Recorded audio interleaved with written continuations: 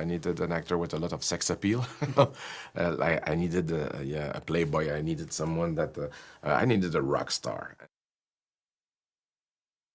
Paul goes on kind of such a journey in this film. He's a very different character in some ways at the end than at the beginning. Yeah. What was it like working with Timothee Chalamet and kind of crafting his performance in terms of how he kind of did each part of the journey? What was it like working with him on that, especially having obviously done the first film? Yeah, Timothée was looking forward for that transformation. He knew it was coming forward.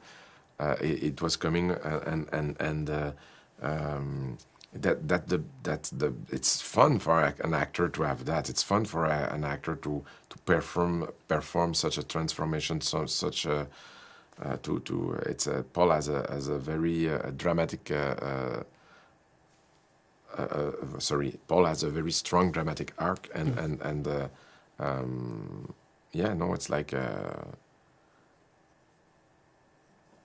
I'm moved the way Timothée did it on screen. That's the only thing I could say, as I'm very proud of the way he brought Paul Atreides to life. In terms of the new characters in this film, the kind of new cast members, Austin Butler I want to talk about first, because what a performance, kind of playing, in some ways I guess quite a difficult role in that he's such a kind of quite psychotic, evil character he's playing. What made Austin Butler a good fit for the role, and how did you work with him to kind of really embrace the kind of the dark side, I suppose?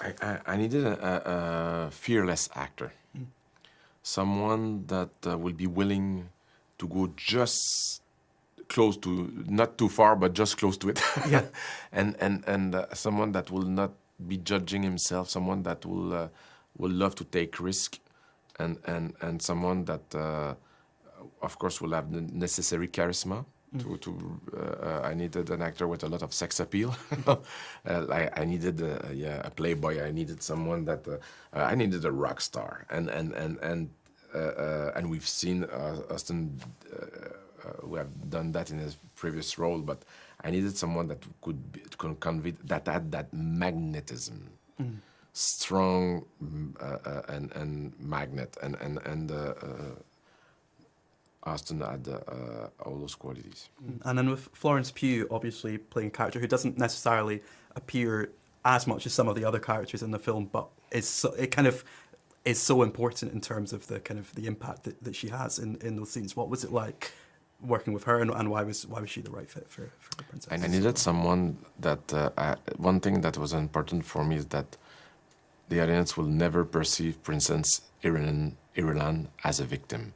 And I needed an actress that would be able to convey tremendous amount of information with no lines and just her eyes.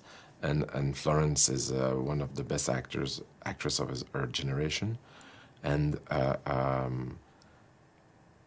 I approached her saying to her that Irulan will have the same journey from part 2 to the next movie than Shani from part 1 to part 2.